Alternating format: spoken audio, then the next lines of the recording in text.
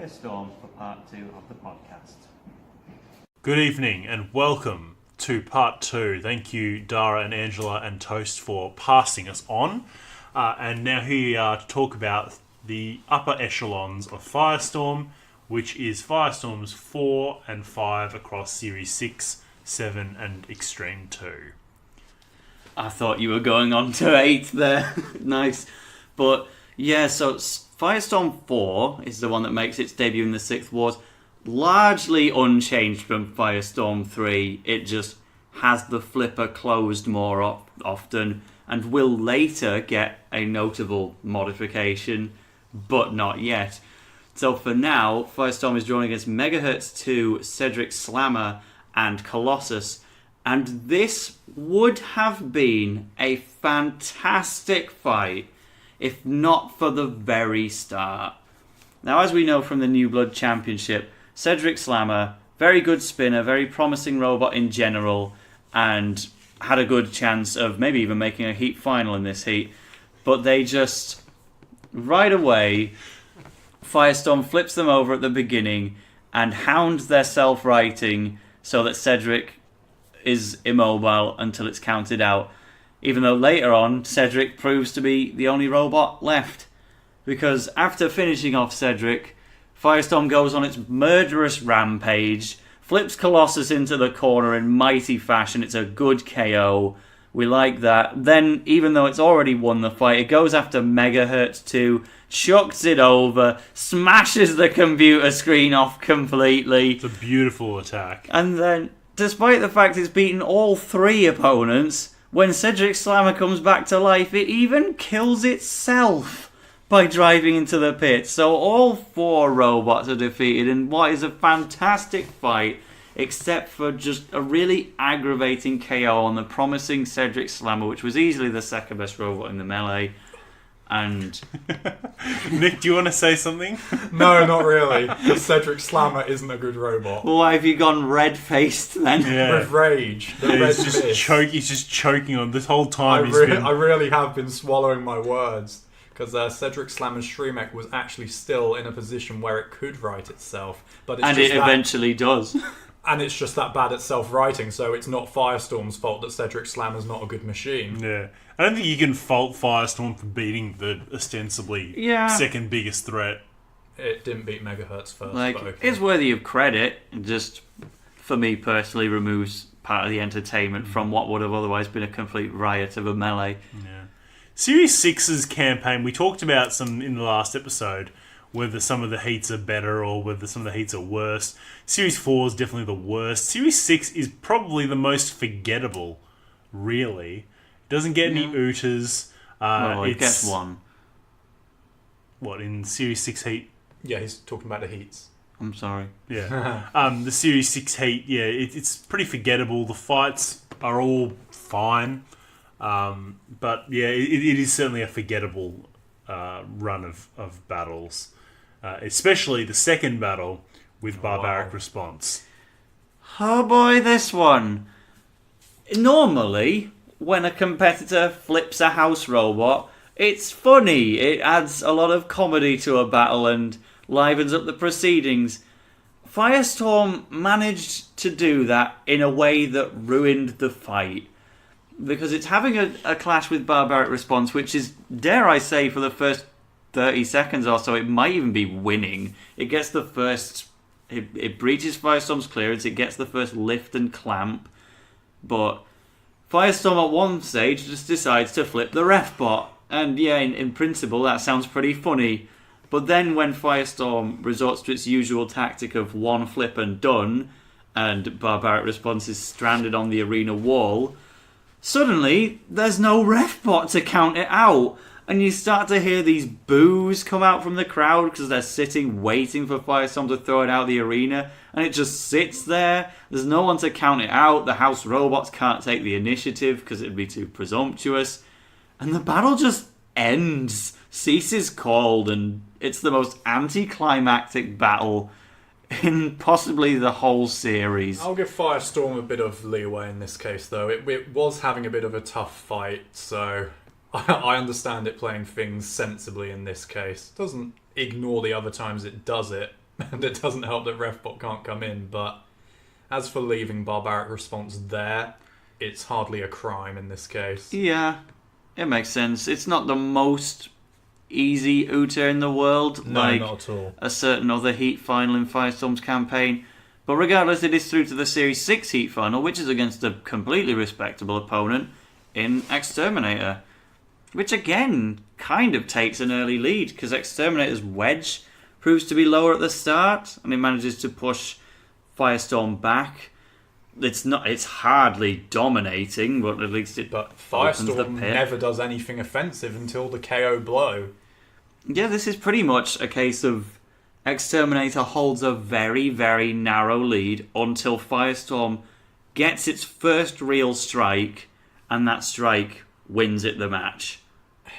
It's a big old tumble. Exterminator goes absolutely tumbling across the arena and into the wall. And Very similar to the Colossus KO, actually. yeah, It is. I don't know what it is about Exterminator's self-writers, though. They got worse every series. In this case, they're just arms that kind of push out, as opposed to spikes, and it doesn't seem like they have enough force to overturn it when it's on that side, because the one that is in the air can push outwards, but not the one that's on the floor, and that's ultimately what Maybe you it need just to write it. broke upon the landing because it was a very big crash. The self-writing removable link fell out, probably. Yeah. But I absolutely can't blame Firestorm for taking this KO outright, again. because Exterminator was arguably beating it, and Firestorm still goes after Shunt, so they do everything they can to entertain in this one. I'm going to But- say, Firestorm's attempts to flip house robots are just laborious, aren't they? Like, the number of times in Extreme 1 that it tried to flip Dead Metal, Oh, it didn't even God. come close. It really only flips Bash and Shunt, and then also Ref... I suppose it does also flip Refbot, and we'll get to the But in big one one. clean sweep, yeah. But yeah, like, it takes such effort to flip Shunt. You just watch it. It does not have the right angle No. to And then do they it. even put it back on its wheels in this fight for some reason. Yeah, well, I wish they did that against the competitors. It would make the fights Yep, go longer. right. But it's just a little bit of an anticlimax. It's a good KO, but at this point, we haven't had an unseeded Heat winner yet in Series 6. And Yeah, Series 5, all two heats. Series 5 already had such a lack of those. But speaking of unseeded Heat winners, it is through to fight one of those in 13 black. And this is where you can see there's a big step up from Firestorm, arguably, because, I mean, by the time 10 seconds has passed, Hypnodisc had already killed Firestorm in Series 5. Yeah. Whereas at least it's able to sort of absorb the blows. Maybe the wedge is the flipper sitting flash also sort of helps. Doesn't have that exposed bit that could potentially be clipped or something like that. But 13 black is over within the first 20 seconds, and initially it seems like the fight is all sewn up there. But suddenly Firestorm, I guess this time they did want to go for the out of the arena flip, and they bodge it up completely. And 13 black and Firestorm are both stuck on the arena wall. Yeah, so And- Firestorm never technically has 13 black immobilized first, because it was crab walking, and then it immobilized both of them at the same time. Yeah, and then Refbot fairly frees them both, because otherwise the match would be a draw. They Yeah. were beaten together, so fair enough, it's Heaven back. forbid do we need another Firestorm draw. And Yeah. then, in what should be an easy romp, Firestorm drives back up and onto the angle grinder, while 13 black is hobbling away. So it's technically mobile 13 black, and Firestorm's put itself in trouble, but Like, Refbot unfrees it. It's not mobile based on its wheels, freezing, but it's isn't not it? counted out in the loser's melee, and we've seen robots like Probophobia go to a judge's decision against Tut Tut despite having no mobile wheels, because the weapon was taking it out of its circumference. But Refbot just didn't really understand that in a very strict sense, that could have been 13 Black's win. Yeah. Refbot just frees Firestorm, and then it gets the flip onto the wall that it should have had about 2 minutes ago. Again, like in part 1 of the podcast, it's that other way round type thing. It doesn't get... There's no leeway for the underdog. even though it's technically correct, if 13 Black somehow wheelied itself onto the angle grinder, it probably wouldn't have been released for a second time. Yeah. But 13 Black S3 would have been a good fight. It's a bit of a Chaos 2 versus Tornado from Extreme. The only difference being that was being a good fight throughout. Whereas this was, well, I would have taken the comedy of an inverted 13 Black taking a technical win. But at least 13 Black went on to be in one of the best fights ever in the Losers Melee straight afterwards. So that's fine. Yeah. While Firestorm moves on to face S3. On paper, this is a strange one. I mean, Firestorm has never really fought... Has Firestorm ever fought an Axelbot? Is Wheelie Big Cheese the closest it ever came? Yeah. Yeah, it really is. He never It fought really Stinger, never fought anybody like that. No, it would have been Stinger, but... Sorry, Wiki. I don't know about that. It would. Depends on which It which beat era. Pussycat. You're even kind of I did outvoted beat in this Pussycat as podcast. well. But yeah, it's fought Axelbots before, so yeah, with the Wheelie Big Cheese and Pussycat wins, the argument certainly goes that Firestorm on paper would win, but it also has not a great record against spinners, so you can certainly see it going either way.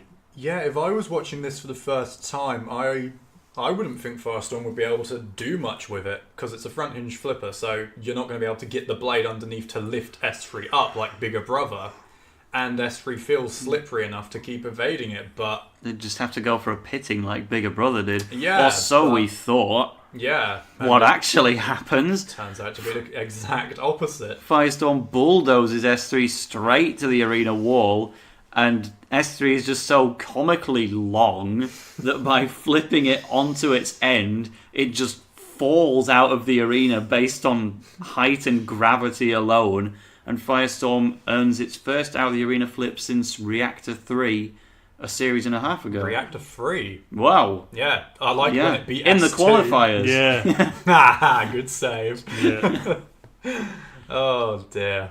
But again, it's a good win, a good Uta, but ultimately it means at the end of that semi-final we had the highest seeds from the episode, Razor and Firestorm, moving on to the grand final in somewhat of an anticlimax. But hey, if you're a Firestorm fan, then that's a good thing for you, and you are about to get a fight which is very worthy of the grand final against Tornado. It's interesting though, we've had 4 fights for Firestorm now in the first round of the semi-finals. Pitbull, it was very much losing. Dominator 2, it did lose. Hypnodisc, it did lose. And 13 Black, it won through some controversy. So, that's kind of just a funny little stat that I've just realised. It basically had lost in a very technical sense, and then it was brought back from the dead. Yeah. So yeah, the fight with Tornado, which, again, for the third time in a row, Firestorm loses to the eventual champion. Spoiler alert. Bad luck, eh? But it's just one of those examples where Firestorm has an excellent wedge and is an excellent robot, but if someone has an even better wedge, then that's your lot. Tornado was able to consistently expose Firestorm's front clearance, and it gets some decent pushes, to give it credit. Yeah, to say it's a doing two-wheel very drive well against Tornado. It manages to get Tornado into the CPZ, where it takes a lot of damage from Shunt's axe blow on the polycarb. It gets a total of 2 flips in the fight. One was while the scoop was already facing the air, so that was a lot easier than the initial one. But it's the lack of traction from Kill-Lot spreading his oil everywhere. Ultimately, Tornado was winning throughout, and they do manage to do so by pushing Firestorm into the pit. In a good fight, it has to be said. Yeah. The fight tells itself in this case. It really is just typical Tornado stuff mixed in with 2 Firestorm flips. It's a great fight, but at the same time, what can Firestorm do to actually win it? Even when Tornado's inverted, it's still... Tornado just runs up the front of it anyway and either gets flipped back over. There's no way Firestorm has anything to push Tornado around with once it's inverted. It's not like Chaos 2 or Bigger Brother who could both beat Tornado, because if you can get the upwards momentum and slot them onto an arena wall, or Exactly. clamp them like Bigger Brother did. But a front hinge flipper, very, very hard A to front beat. hinge flipper pushes. Yeah, it's a Like- push bot. Just imagine you're in this position. Tornado is on your front wedge. You can either flip it and then it gets its scoop back, or you can try and keep it inverted and then it may just reverse away. At Or least a it rear runs hinge over the flipper. top. A rear hinge flipper, you can flip it, and the chances are it will land, still inverted. Whereas Firestorm flips it, you are going to turn them over 180 degrees. There's Yeah, no, absolutely. unless you're doing the tumble flip like on Colossus or Exterminator. And even then, you have to get a massive run up, which you just don't get with Tornado No. because it runs over the top of you. But yeah, that's it for Firestorm 3. It gets a very sad limp Firestorm playoff. 3. 4, sorry. It gets a very sad limp playoff with Terahertz, which it is absolutely losing right up until Terahertz breaks down. And it's so strange how Firestorm did manage to continue, because we know from the interview that they lost forward and backward drive. They were moving only through wiggling left and right just to just keep out of their circumference a little bit. Yeah, if you shuffle quickly enough, you just can edge forwards. It's intelligent improvisation, shall we say. And what's also odd is that we saw Hypnodisc beat Firestorm by hitting the link cover directly. That's what beat it in Series 5. Terahertz, with an overhead weapon, is repeatedly smashing Firestorm's link cover, which has broken through. There's a hole in it. Yeah. But somehow the link just doesn't come out. Well, that's what happens when you actually put it in place properly and secure it. Yeah. Like so many people seem to forget to. But that is the third time Firestorm gets to be third place in a domestic championship, while Terahertz is resigned to fourth. So it's a good run, and they're about to continue their good run, because by winning a heat in Series 6, they also qualify for the All-Stars in Extreme 2. First round is very much a formality. It's really just a Bigger Brother S3 round times 2. Yeah. Bigger Brother wins the fight. There's really not a whole lot to say about Yeah, it. Firestorm just gets the participation award. It does Like help the- in the sense that S3 was nearly about to wiggle down from its disadvantaged position, and Firestorm keeps it there. But then Bigger Brother is the one to throw it out of the arena. It's like how Eruption quote-unquote beat Apollo in Series 9. It was there in the arena while another robot did the work. It's just a terrible draw, this. We've already seen S3 struggle against flippers. You want to It's lost to both of these flippers once Exactly, already. and you want to allow the spinners to do well in a tournament, but no, they just put it in with the two flippers it's already lost to, and of course that means it's going out again, even with the anti-flip wedgelets. Oh dear, S3. Yeah. Poor old S3, but yeah, that's the end of S3. Not a very involving fight for Firestorm, but the next fight is extremely involving for Firestorm. They have to be completely on form against Dan Tomkia, which Dan Tomkia, it's not an invertible robot. It has to self-right every time it's flipped, but it does so quickly. It's almost like it's fighting Pussycat again. They just had to be absolutely constant in this fight. Yeah, but hey, it proves how poor Dan Tomkia's flipper becomes when it faces a truly competent opponent. It's a very unorthodox design, and Firestorm's the exact opposite of that. And it's one of those amazingly dominant Firestorm performances. And of course, we saw that Firestorm was able to consistently breach Dan Tomkia's ground clearance. Now, why might that be? Because Dan Tomkia's wedge is not very good. Not Yeah. the fact that Firestorm has this metal strip now on the front, which everyone seems to think is so heavy it pushes the robot into the floor. But no, Graham himself, he says that it's designed to stop the wedge being torn up slightly, like in the Tornado fight. The longer they made head-to-head collisions with Tornado's scoop, the more the front buckled up slightly. The metal strip is meant to stop damage being taken at the front, as opposed to make Firestorm lower to the ground. So just a slight thing that gets forgotten when people think about Firestorm and its incredible ground clearance. But And we're absolutely right. The steel strip isn't designed to give extra clearance, but that doesn't stop the fact that Firestorm's clearance was already phenomenal. Well, yeah, exactly. This just stops it getting worse as the fight progresses.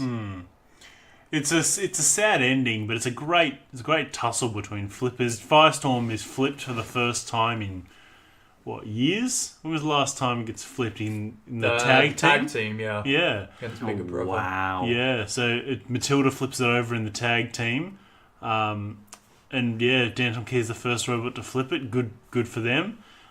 It does jam its slipper and break down upon its umpteenth self-right, which is a sadder way for it to end. But hey, quality win for Firestorm, and It was a good fight up until that point, and then they wait for Refbot to count Danton Kia out, and as soon as that's done, they activate the pit and push it in immediately, which just begs the question of why didn't they just do that 30 seconds ago? Yeah, Graham Bone is very much a do what is on the tin type person. If the robot's immobilized, he's normally going to wait for it to be counted out. If an opponent's good, he'll be on them until they die. If an opponent's bad, he'll flip them instantly and not do anything more to them. He's very, very methodical, and it helps him progress. And you do need to be methodical to beat a robot like Bigger Brother, which it faces in the Heat Final of its All-Stars campaign. And this is another just classic flipper-on-flipper fight, and generally Firestorm is able to get underneath more often, while its huge size means that Bigger Brother is also unable to complete a full flip on it, yet it's still a close match, because Bigger Brother defies the steel strip completely and is able to get under the front of Firestorm on more than one occasion and push it around, get it into the CPZs, and make it a close battle. Yeah. Again, it's very much like the Danton Kia fight, where it's fast-paced and it's Graham Bone doing what he can against an opponent who keeps coming back at him. Yeah, the Firestorm we like the most is a Firestorm that's facing a challenge. Yeah, and absolutely. It certainly is here against Bigger Brother, which, even though I don't think Bigger Brother is winning based on the fact its attacks aren't as meaningful as Firestorm completely throwing it over, but at any point the flipper could have stopped working, and it was showing signs of wear towards the end. It was struggling to close. Yeah, this fight tells us more about Bigger Brother's bizarre incompetency at times rather than Firestorm, because how can a top-tier flipper, not flip over something? It baffles me. Bigger Brother goes through these weird phases during its career where it doesn't perform as well, or it doesn't have as much oomph to its flipper. Like, you think if it had this rally of flips it attempted here in Series 5, Firestorm would have been flush over, but Bigger Brother just chucked loses out its S3 kick. literally 2 fights Yeah. prior. I mean, I understand that one's probably more to do with its weight, but Bigger Brother has a bizarre inconsistency with the kick to its flipper. Firestorm's just so big and slippery, man. It's hard to keep a grip on that thing. It definitely is. Robo-soap. But ultimately, Firestorm is a low-pressure flipper, and that's why in this long and sustained fight, its gas goes the distance better than Bigger Brother's does. And when finally Bigger Brother is flipped over for the last time, it lacks the ability to self-right. And Firestorm this time, the reverse of Danton Kia, it doesn't wait for Refbot to count it out. It just gives us a more fluent fight, which is what put it in the top 100 of NJGWoo's channel when Danton Kia didn't make it on. Bigger Brother is pushed straight into the pit, and Firestorm advances to the final. Which was the final. Something I don't really think we need to talk about, but we'll talk about it again anyway. You could say it's the second best fight between Razor and Firestorm. You could also say it's the second worst fight between Razor and Firestorm. It gets some slams, pushing Razor towards the CPZ like it's proved to be able to do, since the second fight, but this is the only fight between Razor and Firestorm to end in a KO, where Razor just pierces something critical and wins like it always does. I have to say, the All-Stars Extreme 2 was just not the right idea. Extreme 1 had some robots we had never seen fight before. Series 7 had a whole new thing. Extreme 2 was just, hey, let's get the Series 6 semi-finalists again and do some new lineups. And it ultimately concludes, sadly enough, with another Razor Firestorm fight.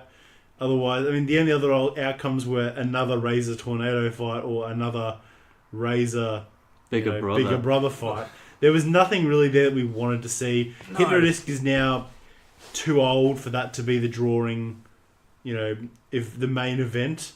And Chaos 2's, they're out. Wild Thing's not competing. There's nothing really here that we wanted to see. It's a shame because the Extreme All-Stars battle quality-wise was very, very good. But when you get to the true, top group of the All-Stars, as you say, we just see what we've seen before. So especially because we lose S3 and Terahertz in the first round. Exactly. It's like that would have at least been something. And because it really just becomes, hey, let's see who Dan Tonkeo can fight. And 13 Black somehow gets third place, which is exactly. completely left field, but the best thing about it. So now we move on to the formality tournament, which is, hey, Firestorm has never won a trophy, let's give it a trophy. And we get the not the European Championship, not the Third World Championship, not the International Mayhem, the Firestorm Participation Trophy, which is called the Commonwealth Carnage. Yeah, and apparently it earned its place in this competition by being the All-Stars runner-up. Yeah, that's right. The Commonwealth Carnage is considered like the Tim Pot version of the European Championship, so... Yeah, and while Razor had already advanced directly to the European Championship based on previous merits, the next best finisher, Firestorm, was to represent the UK, to represent England for the second time. And they first get to do so against the Scottish Corkscrew and the Australian Bondi Titch and the Northern Irish Weldor 3. So already 3 robots from the UK in one fight, and then just a random out-of-place Australian. Gee, doesn't that sound familiar? Yeah. In a British studio. We only got Series 3 and 4 in Australia, so it's a miracle that I'm here at all. Yeah. I was thinking, actually, although I didn't want to see Firestorm face 13 Black again in the All-Stars if 13 Black beat Razor, if the qualification criteria was true for the Commonwealth Carnage, 13 Black would have been great to have in this tournament. Oh, it would have been such a nice balanced representative. Exactly.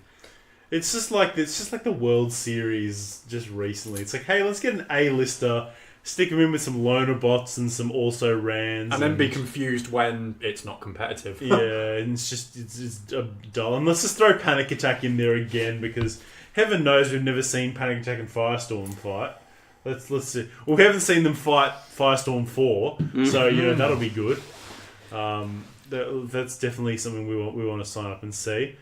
This fight itself is still worthy of credit though, because Firestorm, it's had 2 out of the arena flips in its campaign, so we know it's possible, but they were still on quite situational robots, you could say. Yeah. But then here they come in against Weldor 3 and Bondi Titch and throw them both out in a single fight. Its first melee Uter and its first 2 melee Uters. Yeah, does what only I believe Thermidor 2. Thermidor 2 has done at this point, and that is to flip 2 robots out in a single fight. Yeah, and I wouldn't have counted on it being Firestorm, but eventually we saw Firestorm get more Uters than any other robot. Yeah, so which we'll come to in time.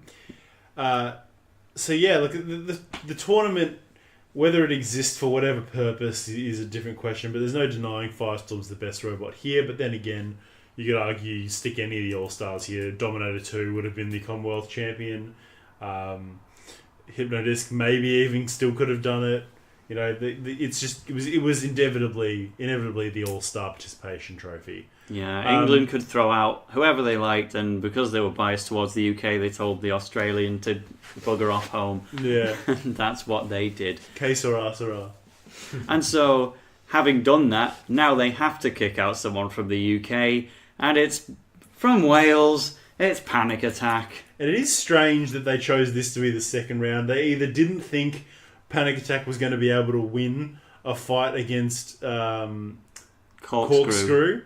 But for whatever reason, this is the second round fight, leaving Crustacean to be the third round fight. Good for Crustacean, I think but in a way, not for Panic Attack. Maybe it's just to give the greatest chance of a robot that's not from the UK, Crustacean, a chance to get in the final. Yeah, remember when the Commonwealth Games came down to England versus Wales? It's just like, I definitely tuned in for that one. Because that's the thing, we've already lost the Northern Irish, the Australians, the Cypriots, and the Canadians all in one round. So, you know.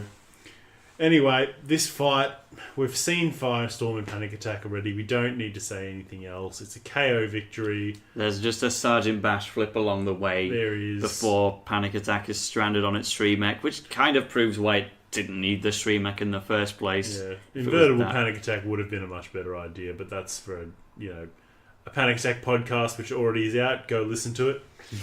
The only thing, I mean, the whole justification for this tournament takes place after Panic Attack is defeated. Yeah, like we're talking about this fight so negatively, and yet it sits in our main man NJ Jiwoo's top 100 fights, and why would that be? Because Sergeant Bash is flipped. Yeah, that's the one. That's the one. You know, Firestorm famously flips a house robot that has not been toppled for a very long time, at least. Ever in the UK wars, and obviously we're making some funnies, but it is Mr. Psycho who is flipped here.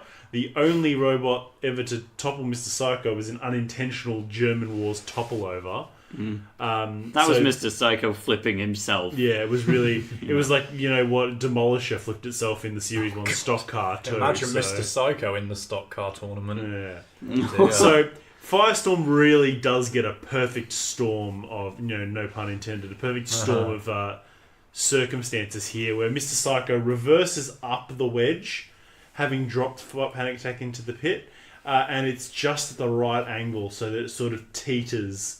But it can't get enough traction to get back down. It can't get back down. And because it's teetering, Firestorm only needs to sort of... Mr. Psycho tilts and then it pushes against the already imbalanced robot to tip it over. Anything else, it would have just been it would have been like watching Apollo try to flip Kill-A-Lot. Or Bigger Brother trying to flip the Kill-A-Lot. Yeah, Really Big Cheese trying to flip the Kill-A-Lot.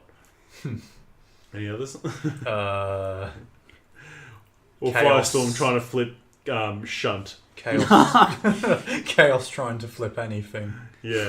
TR2 trying to flip anything. There you go. Out of the arena, yeah. Anyway, so it's a perfect storm of circumstances, and it's a delight to watch that go over. Of all the house robot flips, it's by far the best one.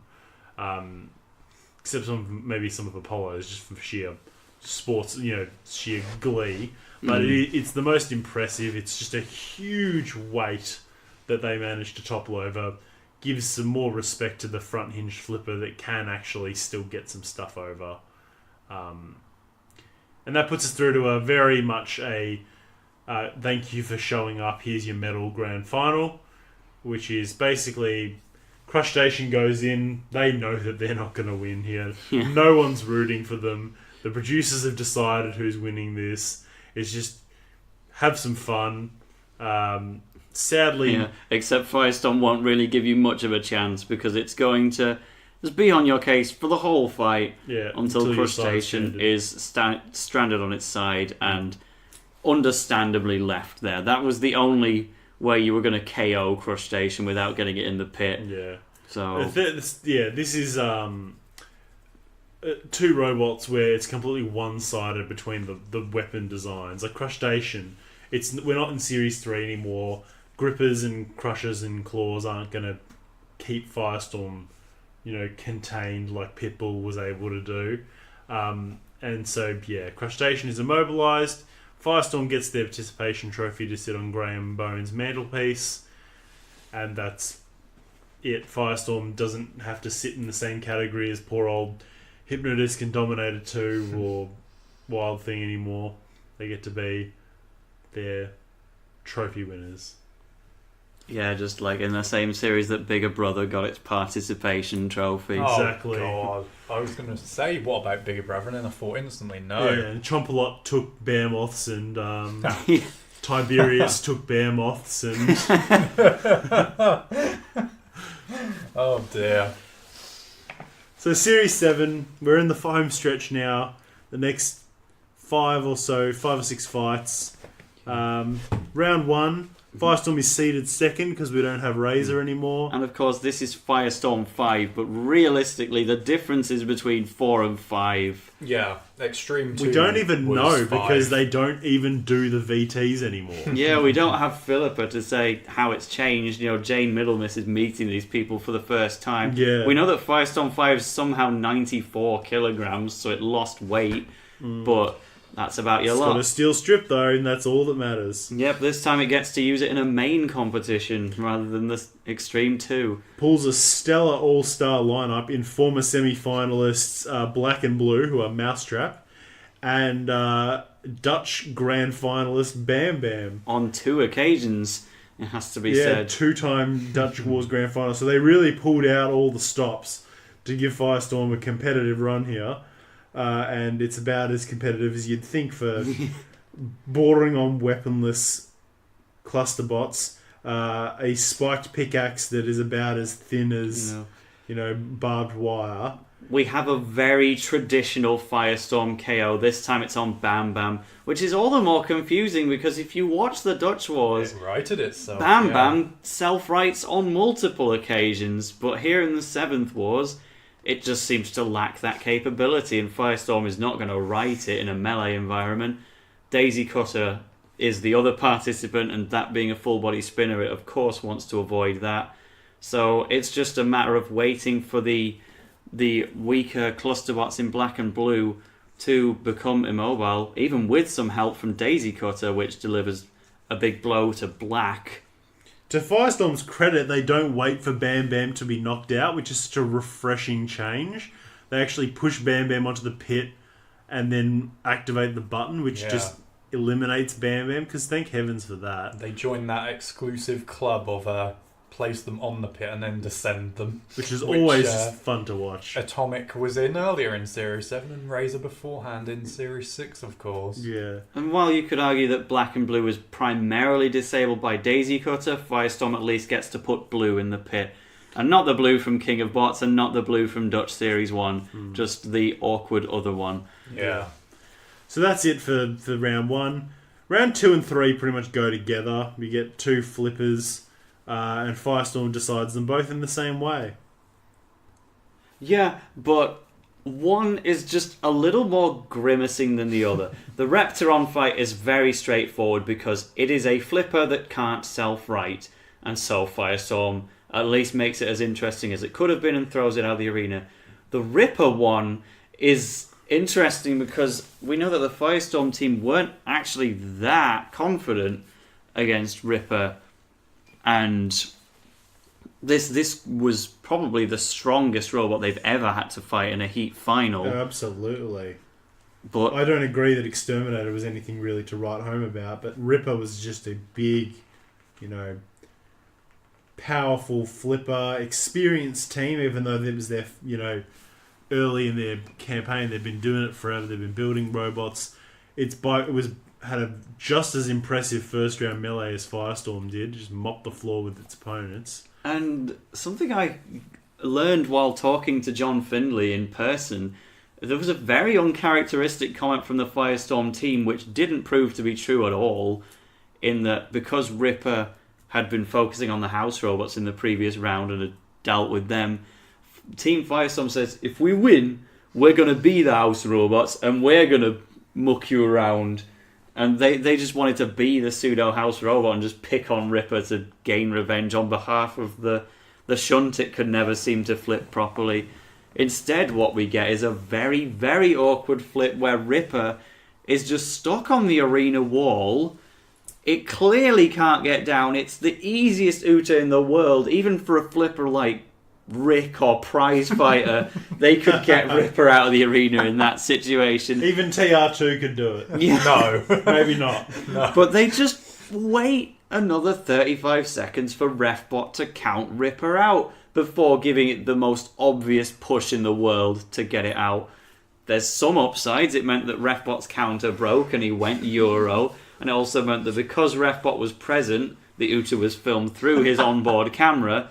But it was quite clear to see how very we really set are up, scraping the barrel for the positives very here. set up that shot was, because it was the easiest thing in the world, and Firestorm finally finished the job to move on to the semi-finals for what is, funnily enough, a third consecutive Uta. And actually the one that pushes Firestorm above the record set by Chaos 2. Because Dantom Kia had not yet broken the record either. At this stage, Chaos 2 had the most at 6. Firestorm was also on 6 at this point. And Dantom Kia, I believe, was on 6 as well. So we had a 3-way tie for 6, and this is the one where Firestorm manages to take the record for itself. It also gets to become a joint holder of most consecutive Utas alongside Tsunami and Atomic for all of one match before then Atomic takes the title for itself against M2. But speaking of robots that I love, Mute, what a boy. This is a great fight, and not because of Firestorm at all. We just get to see comical Mute self-writing for another match in a row, and it's funny. But of course, this is possibly the easiest matchup that Firestorm could have asked for in the entire semi-finals, and it managed to pull that one off. Gets Mute to the sidewall, and there's just a collaborative effort where Firestorm starts to flip Mute towards the wall, and Mute tries to self-right on the surface of Firestorm, and it just propels itself right into the back wall for Firestorm's most explosive Uta yet, even though it's not fully its own credit. Yeah, Firestorm doesn't usually get... It does say... You can sort of see Mute's contribution to this flip in that it does fly over the wall, which never happens. Firestorm pushes robots onto the wall and then they sort of fall off. Because that's what the nature of its flipper. But here, it's just bang, flips over the wall, straight over. Yeah, you'd think Firestorm had its own full pressure flipper in there, but it's all thanks to Mute. But we'll wait for the Mute podcast to rave about him even more. What a beautiful machine. What have we got next, Yeah, lads? solo episode that one will be. You think I can't? Yeah. But someone who I'm sure will have a podcast is the robot that ultimately vanquishes Firestorm 5 in the 7th Wars. No, it won't. We'll have to cancel it. Yeah. Because it's not a good machine. Boring. Yeah. Obviously. Only robots with active weapons get podcasts. Right, so... Roadblock breaks that instantly. Oh, we had the saw. Oh, yeah, there we go. Saw. Oh. Tornado, we can only talk about Series 4 and Extreme... I guess it had one in every Yeah, series. This isn't going very well, is it? Look! Don't start something unless you got something. So, this is an interesting match, which probably helped to the belief that Firestorm's steel strip was God's work, in the sense that it was consistently getting under the front of Storm 2 every single time. Even though Rhino did in the melee. Yeah, Rhino got under Storm 2, remember that? But despite the fact that it's getting under Storm 2, it's not winning at all, because Storm 2 is intentionally ramping over the front of He Firestorm got very 5 lucky. to try and break the very steel strip. No, I'm not having that. That's Ed Poppet blowing it well out of proportion just to try and take any sort of credit. He got very lucky in this fight. If he goes over in any of these flips, he doesn't win the fight. Because unlike Tornado, he'd be over too early in the fight for him to score any points. So, yeah, he can claim it's good strategy, but Well, I'm not you having can it. try and be a Series 7 producer and take this one away from Storm 2, but what we actually saw was once Storm 2 was able to breach Firestorm's front ground clearance, it slammed it around a bit and just swiftly deposited it into the pit. Storm 2 is matching fire. It's out Firestorming. It's just so slippery, and it's just constantly got the pressure on. It's moving around. It's always landing wherever Firestorm is going to land. It'll make an impact, and then it'll be there to scoop it up. It's very effective from Storm 2. It's a really enjoyable fight, and it's only the second time out of 5 attempts that Firestorm falls short of the grand final. So Graham Bone he just has to give Team Storm his classic thumbs up. Yeah, his classic thumbs up. Yep, good job. But of course, it's still not the final fight from Firestorm 5, because finally, at the end of its career, we get the best Firestorm fight by a landslide. And it's the All-Stars tournament that finally does not have Razor in it. Yeah. It is the only time where we know that it's not going to fight Razor at some point, because it's lost in both All-Stars to Razor.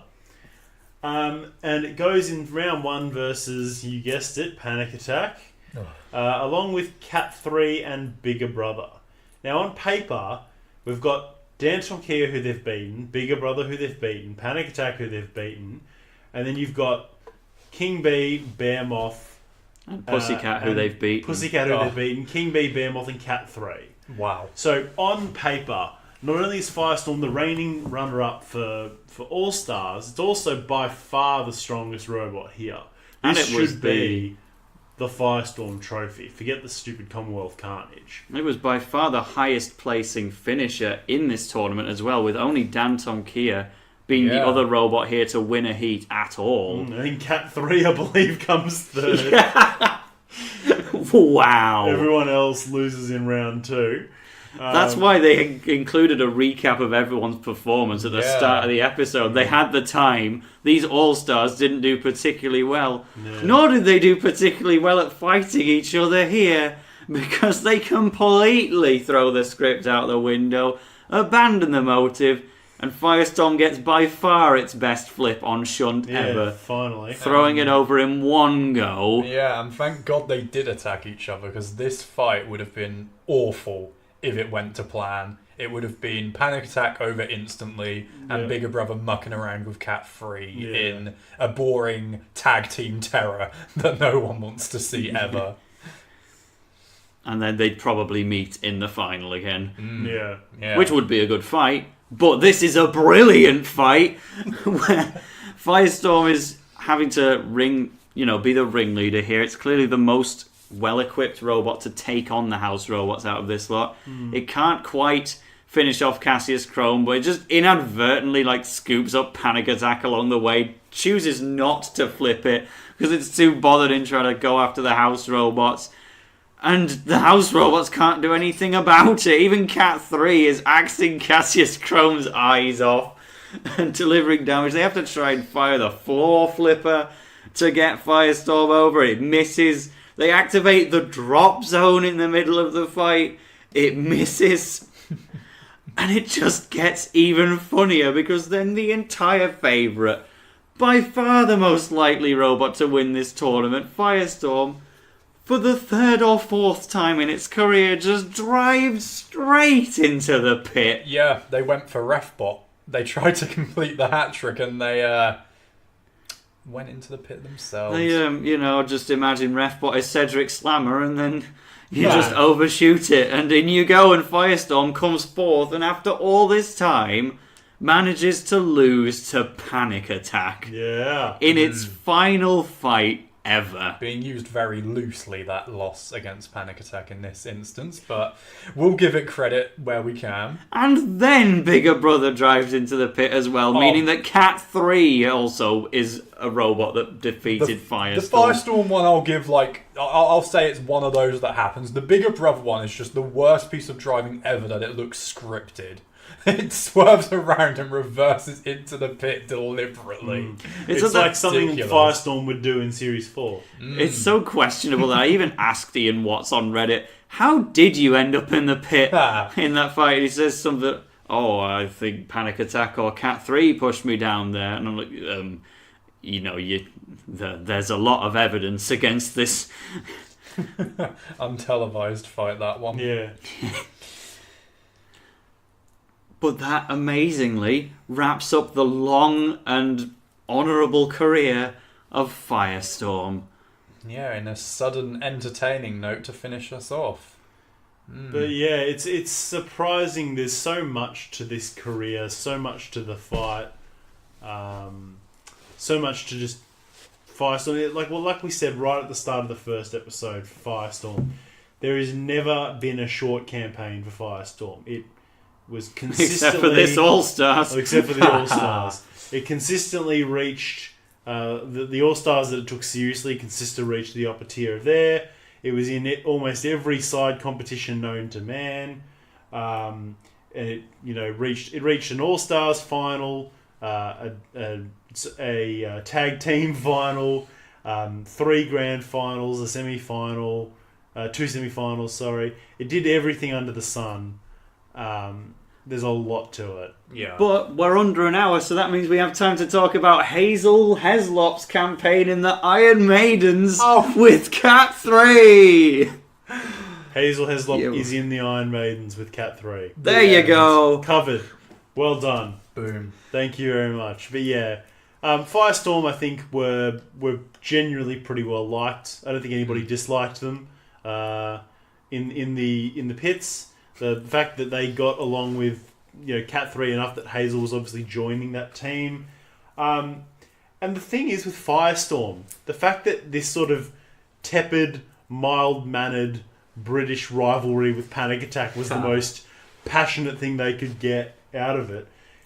The show tried to build this rivalry with Chaos 2 early on that fell apart because they were both so polite. And it could have had a rivalry with Dominator 2 that didn't go anywhere. It could have had a rivalry with, Razor that seemed to just be this is just 2 all-star robots that just happen to be fighting again.